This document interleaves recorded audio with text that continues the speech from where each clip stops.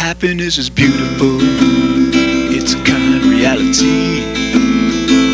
Happiness is the highest good, happiness is free. So let's be so very happy.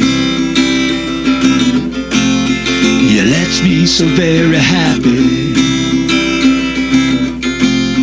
Yeah, let's be so very happy.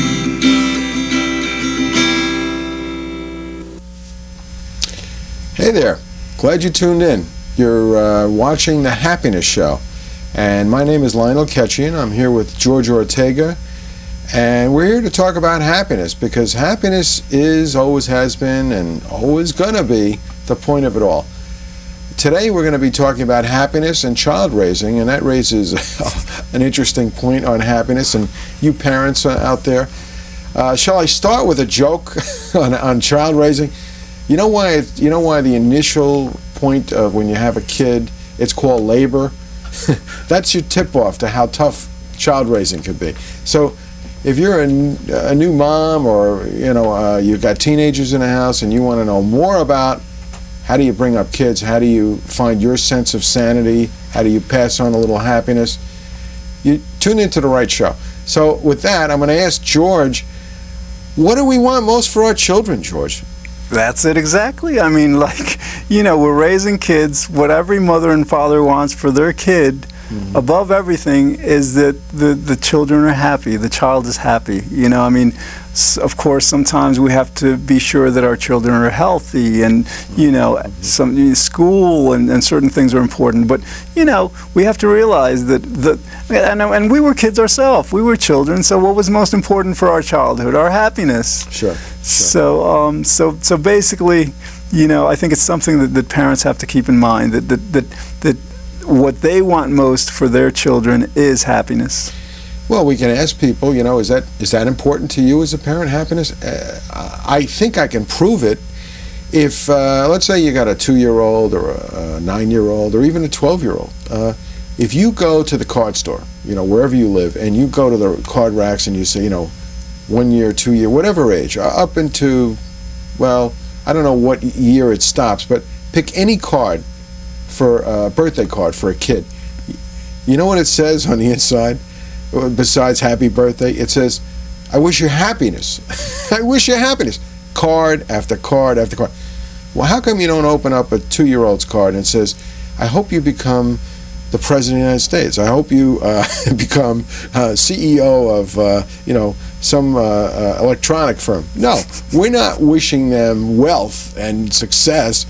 Yeah, we are, but we're doing it through knowing it's happiness. That's what we want for our kid. It's later on that we think education is going to bring happiness, but we've covered some of that stuff in other shows.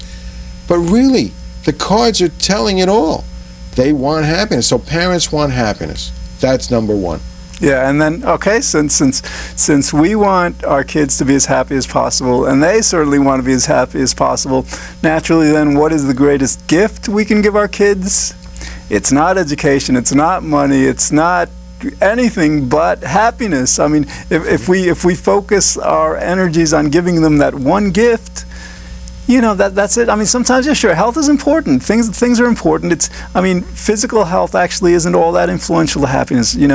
Studies reveal that being physically healthy doesn't influence happiness all that much. Emotional health is much more important, and that brings into play like emotional intelligence. So certainly, as a way to help our children become happier, we want to help. Well, George, I'd like to make a point, and it's right out of context in my life, and it happened 2 days ago. Yes, health isn't that important to happiness, but I got something to say. Happiness is important to health, and I'll prove it. Well, at least I think I can prove it.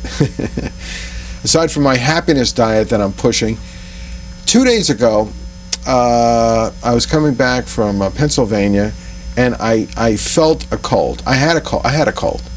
So I had a long car ride. I had the sniffles. The motel room I was staying in had a blower that it was either heat or cold air. It never turned off, so it was kind of cool air. Anyway, so I had the sniffles. I said, okay, I got a cold. But I said to myself, maybe I do and maybe I don't. Maybe I'll get rid of it. not with positive thinking, but I'll just live with it. And I took vitamins. I did what I could. I got as much rest as I could. And I got up yesterday morning, got rid of the cold. So I had a 12-hour cold, and then got rid of it. Normally, I'll have a cold for weeks and stuff like that. Now, what did I do? I thought that I don't have to have it. I was happy having it anyway, and I took what I could for it. I ate as the best I could. I took vitamins. There it is. So maybe happiness affected my health in a positive way. So that if parents concentrate more on their kids' happiness, and we all know as parents we want our kids healthy, it may very well, and it's proven that it may very well have a positive effect on their health. That's a very good point. And also there's the idea that when we're raising kids, it's just not all about their happiness, right? I mean, right. Parents want to be happy also. Yes. Okay, so generally what happens is that the better our kids behave, the better it is for parents to be happier, right? I mean, generally, if you're a parent and your kids are behaving well, that's going to make things a lot easier. So then the idea is that a lot of parents focus on, well, I want my kid to be good, not just for their sake, but also for the children's sake, because the goodness is will benefit them. Mm-hmm. But, the idea is that, happiness has been demonstrated to help people become better people, more compassionate, more cooperative, more social.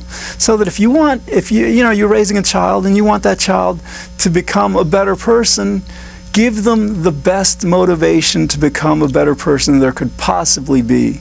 Give them that gift of happiness. Yeah, it's true.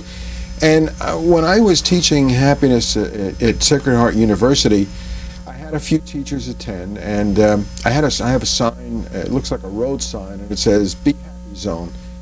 And one of the teachers, I really don't remember what class they had, but they made one of those yellow signs, "Be Happy Zone," and they put it in their classroom. And they've been teaching for years, but they related to me that this particular classroom that they had related so well to the sign that was in the front of the class, "Be Happy Zone," that she encountered better communication with them. There was more compassion. There was less, disturbances. The kids seemed to have this feeling that the teacher cared about their happiness, and they responded in the same way. And she also, the teacher related a story that she came in late one day, a few minutes late, and she usually goes and puts a sign up in front of the board. That was the beginning of the day. And she said when she came in a few minutes late, some of the kids had gotten the sign and put it up for her. So they really liked this sign. They liked the fact that the teacher was there for them, and they showed their appreciation of that. So that supports what you're saying, George, that happiness in school, happiness at home, when the child understands that their happiness is important to the parent, now what better thing to bond with, and the other things that it brings out is the compassion, the kindness, the respect, all those things, the goodness that parents are trying to instill in a child. It could be done in a very fun, loving, supportive way with just understanding more about happiness and using that. You're so right. I mean, mentioning happiness or children in schools, mm-hmm. A lot of times, parents very responsibly, very well-meaning, will ask their kids about school. How are you doing in school? Take an interest, and that's good. That's very, very good. Mm-hmm. That kind of attention, though, should be given to happiness. I mean, because the idea is, again, 4 decades of research on happiness say you could have 5 PhDs, you could have so much knowledge, so much academic learning, and still not be very happy, right? Mm-hmm. So it's good for parents, nevertheless, to be sure to help kids to do good in school by taking that interest. But if parents ask their kids how are you doing, how happy are you, what's preventing you from becoming happier, teaching them happiness should be a dinner conversation topic. I mean, it's so much more important than the kids' sports and the kids' school and all. For parents to take that interest and focus not just their attention, but focus the kids' attention, the children's attention on the fact that everything they do is for their happiness, for the happiness of the parents and friends and all. That'll help the children so much. Yeah, George, you're right. And another thing that, believe it or not, another thing a parent can do to promote happiness with the individual is you could tell a kid forever, be happy. What's wrong with you? Why are you miserable? Why are you sad? But you know what? Who do kids learn from? They learn from the parent. So you could tell them all day to be happy, but if you're not happy, what message are you passing on to them? You could scream loudly at the kid to be happy, but they don't get that message if you're not happy. So I have some information for you and something I'd like you to try at home. If you're a parent and you want your kid to be happy, guess what? Concentrate on yourself. Teach by example. Change yourself first. Start becoming a happier person. Learn all you can about happiness. Because what are you doing? You're becoming happier. What else are you doing? You're educating your child by example. Nothing better in the world for you to do. So it begins with you. If you start being happy, you've done two things. One, you're happier. Two, you've given your kids an education of a lifetime. Oh yeah, that is so important. That is, I mean, like teaching by example, that's probably the reason why, for example, 20% of us are like 85% happier. I think they probably had parents who were very good at that, But Sure. yeah, also, like the idea is like, we teach by example, but like, we have to teach children what happiness is about. And we can go right to the basic foundation of happiness. Freud and the other psychologists, the hedonic principles, the pleasure principles. Basically, happiness is three components. Mm-hmm. Experiencing pleasure, not experiencing displeasure, and being satisfied. Okay, now all that's about pleasure. You got to teach the kids that. Teach them about like. And this actually has to do with the other principle that goes along with the pleasure principle, which Freud called the reality principle. And that is that, sometimes a lot of kids will seek pleasure and happiness through ways that either don't work or, more importantly, sometimes are dangerous. Drugs, just different kinds of like dangerous activities. So if parents, take the time to say, hey, happiness is about pleasure, but you just can't go about pleasure in any way, teach them how this reality principle, how like wisdom and knowledge relate and can help them to achieve the happiness that they really want, then I think that kind of knowledge kids would really connect with. You're right, Georgia. Happiness basically is an aspect of pleasure, but as you stated so well, and I want to restate, just going after pleasure could turn into addiction. And you made that distinction, and it's very important to understand that more pleasure, just wanting pleasure for pleasure's sake, is not happiness, it's addiction. And the trouble with wanting more pleasure when it's pleasurable is that it's not. It gets to the point where it's not enough pleasure, and then you need more pleasure to feel the pleasure, and then you need even more than that, and that's what's addictive about it. So you get to the point where there's no pleasure in pleasure. In fact, you're addicted to it, you're a slave to it, and it's got you. And that's an aspect that you want to stay away from. And I think another aspect, the third principle that you stated from Freud was satisfaction. Well, that's the third component of happiness. The component was satisfaction, right? Satisfaction, and I think that's an important one. Because when you're satisfied with the moment, then you learn to appreciate simple pleasures, and you appreciate all of it. And that's a lot different than trying to create drama in your life so you can have pleasure. Going after pleasure is one thing. Experiencing simple pleasures is pleasure, but we rarely understand how that works. But I think it'd be important to teach our kids that they could, not to be bored with themselves, to understand that they could sit and think and talk and relate to others, and they could find a lot of self-esteem that way. Because another aspect of happiness is self-esteem. So if you really want your kid to be to think well of themselves and not have a problem in the self-esteem department, happiness is one of the best ways for them to feel that. Okay, yeah. And as parents, we have a responsibility, to provide for the welfare of our kids. And as we're talking about in this show, we can do that best by teaching our kids happiness. But let's say some of us don't know. Let's say some of us just don't know about happiness. I think for parents, it's a prime child-raising responsibility is if you don't know about happiness, if you don't know how to make yourself happy, how do you make your children happy, it's your most basic responsibility to learn that. It's more of a responsibility than making money. It's more a responsibility than pretty much anything. So basically, I mean, it's not easy because there aren't that many books on happiness. There are very few courses on happiness. The government's not into it yet and all. But there are enough materials there. I mean, there's shows like this. We've got another show. Our co-host in San Francisco is creating a show out there. There is material. So if a parent wants to be a responsible parent, then the first place to start is to learn how to become very happy, and then to teach that, to use that knowledge to teach one's children.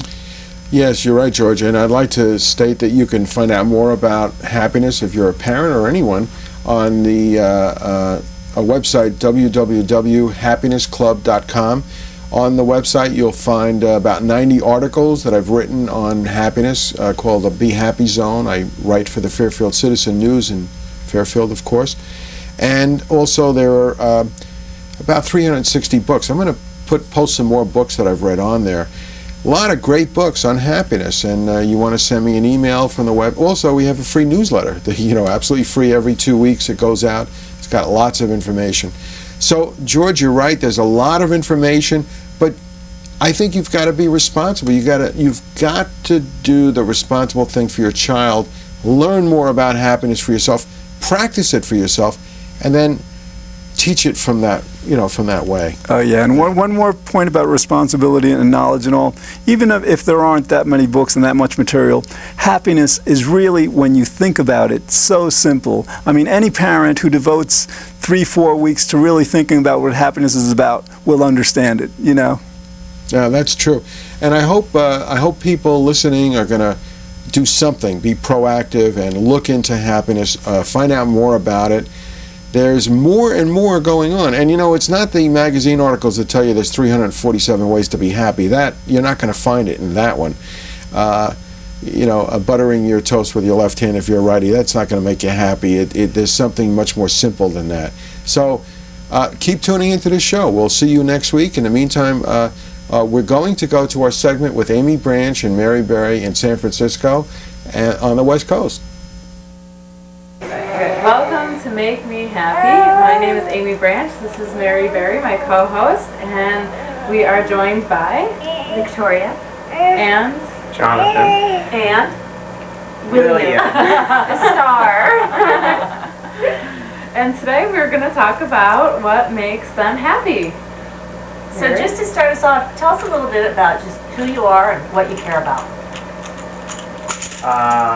Let's see. My name is Jonathan, and who am I? I am a being that is committed to loving other people. I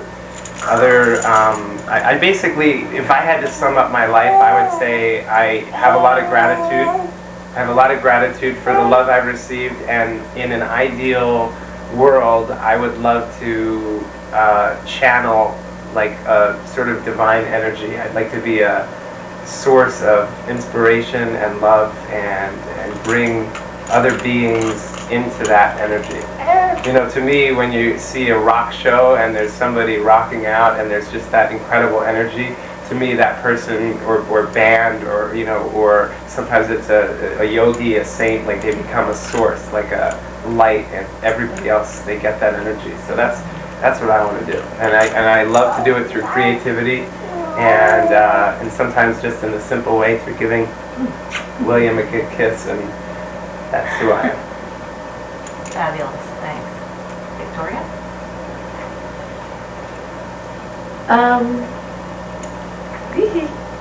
The question is What do you care about? I care the most about loving my husband and William, my son. Nothing brings me more joy than to just be able to love them both and be with them and cuddle with them and kiss them to death. There's nothing that makes me happier. I could do nothing else but that. That's great. Well, let's start off with our happy questions. And my first happy question is, what are 5 things that make you happy? 5 things that make me happy. Well, I mean, today, basically, I'm looking at 2 of them. My wife Victoria and William make me really happy, and it's not. It sounds like a cliche or something, but it's really not. It's, anything that you can just think of in your mind, that you can just close your eyes and see and smell, and that's, it actually creates an experience of happiness, and they make me really happy. I mean, even when I'm not in their, I feel like blessed when I'm in their physical presence, but even when I'm not in their physical presence, they bring me a lot of happiness. It's just a feeling of being loved and being able to, open my heart to them. So they make me really happy, and I would say that's extended. Yes, that's right, I'm talking. I would say that for me, that's extended into my extended family and my friends, my dear friends. I really feel like, part of the reason we're here is for each other, and so other beings, and I would definitely include in that my animal family, because throughout my life I've had just different non-human animals that have been sources of tremendous love and friendship, and so so that would be the first, is the beings in my life. What else makes me happy? I love to create. I really like, for me, creativity and the creative process, it brings me tremendous joy. Whether it's, drawing a picture, or being able to, as an artist and a filmmaker, being able to bring a story or an image or something to life, that makes me really happy. And another thing that makes me happy, a big one, is making other people happy. Yay! So, first I was thinking of the things that, like that, but then really, like, when I make other people happy and I see smiles on their faces when I, lead a yoga class, and I can see the peace and the joy it brings in others, it just, there's nothing like that serenity and beauty, and, really that makes me really happy. And the other thing I would say that makes me happy, and this is maybe, is like prayer and meditation. Maybe I'm, a freak in that way, but I really love my relationship with, the divine, my maker, my source. And, it's like, I feel like that's one of the things in life that sort of gets lost. We get busy doing everything else when there's really one simple thing we can do to create that inner, like, just an indescribable peace, and that is connect with our, source. So, now the ironic thing is, in some ways, for a little while, it does take some effort, and there's all these different things you can do, like, whether it's prayer, meditation, breathing exercises, but it's really all just to get to that space, and so that when I'm in that space, it's like, I don't think, there's nothing like it that's really happy. It makes me very happy. Sounds wonderful. Anything you want to add to that? Oh, I answered it first question. Yeah, you did. That's why I was asking if you wanted to add. Anything else you thought of? That makes me happy? Well, besides William and Jonathan, playing almost anything makes me happy, just playing. And most food makes me happy, especially chocolate. Me too. And going to the spa makes me happy. And soft sheets in the bed make me happy. I know, mostly you. And mostly you. That's it. And I think she probably can't say this herself, but she, she serves others more than anybody I know. And I know serving others and making others happy is a huge one for Victoria. She would, help everybody else in the room before giving herself a serving of cake. Well, that's not very good. That's not very That's good. what we send you to his father. That's probably, yeah, that's probably exactly. So tell us about the last time you were so happy you wanted to jump for joy. That's a really easy one. This last few weeks has been very challenging for me because Victoria and William were away. And we're in this really magical time when, everybody says, like, or a lot of the time there's this connection with your, pregnancy and having a family and like, what are you going to do? And it's going to bring all these stresses and financial pressure and just a lot of different things. And it's not that that's not legitimate, that's very real, but the thing that it's not even comparable to the sort of joy. I mean, when he was born, it was just unlike anything I could have ever expected. I mean, what I didn't realize was it was really just another beautiful being who we get to like spend time with, learn from, share with, and at these, formidable early years, we get to help out and, sort of influence. So them being away the last 2 weeks, I mean, it really was challenging for me. I mean, the first week I was okay, and then this last week. So this all comes to today. Just a few hours ago, I was at the airport. And I mean, I wish the director of Love Actually could have seen it and could have had a camera, because seeing Victoria, she was waving, and I literally, I think I did jump up and down. And seeing William, I was certainly jumping all over the place inside. So, it just filled me with this incredible happiness and made me want to jump up and down. We're so happy to have you here right after that. Yes, thank you so much. And I can think of one other thing too, which is a little less, which is, in a more, in a business sense. Artistically, I was working for, I remember there was a phone call, and it was after all these years of working on scripts and making films, and it was basically like I'd given somebody a script, and it's always a weird thing with writing, because unlike a lot of other things, you put all this heart and energy and effort into it, and almost always what you get is criticism. It's just the natural thing, is what people do is they critique it. And at best they'll say, like, I liked it, but, and they'll go into all of that. And so I had given a script, and it was basically to this big management company, very successful. And the person had basically forewarned me and said, I'm reading this because I have a personal relationship with you, and I like you, and you're my friend, but I'm telling you in advance, it's not going to go well, I'm not going to like it, and everything like that. And I got a phone call, and basically it was like, from now on you can consider, you can say you're repped by us, and we love it. And I just, it was more the experience of that like after all this work, after I felt like years of work, all this other writing and effort and things had gone into it, and it was just in that one moment I just felt like, it's so great once in a while to get that response. Happiness is powerful, it's our underlying need. Happiness is why we live each day. Happiness is destiny. So let's be so very happy. Yeah, let's be so very happy. Yeah, let's be so very happy.